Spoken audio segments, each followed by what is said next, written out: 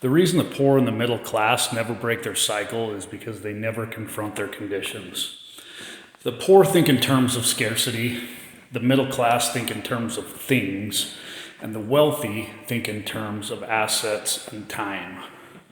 At every level, your beliefs have been conditioned for generations.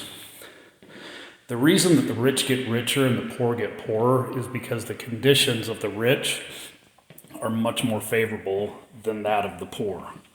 So believe it or not, conditioning is huge.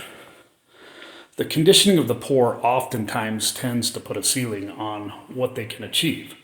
Their goals are just survive the day, and their belief structure comes from a frantic desperation mindset that limits their goals to just make it through the day. They frequently turn to drugs and alcohol or other negative activities and always align themselves with negative mindset, limited belief friends. The conditioning of the middle class assumes those with the most toys win. So they spend all of their money on things to impress Debbie down the street. And the fact of the matter is, Debbie doesn't actually give a shit. So they live paycheck to paycheck, drowning in debt because they've just raked up a decade's worth of unprecedented debt on liabilities, not assets. The conditioning of the wealthy is that they understand that anything you are trying to build that is worth building takes time. They think in terms of decades, not days or weeks.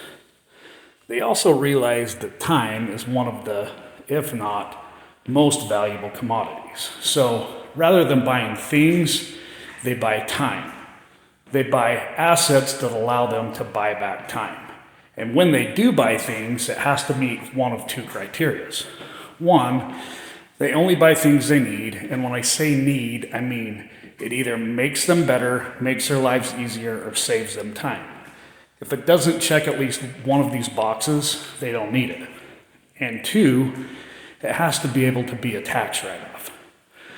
This structure eliminates the fluffs and keeps them on point with the bigger picture.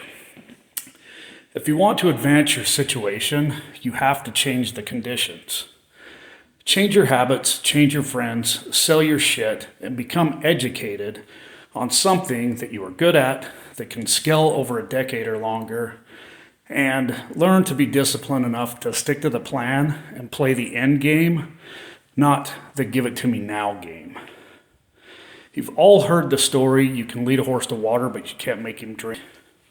Well, that isn't entirely true.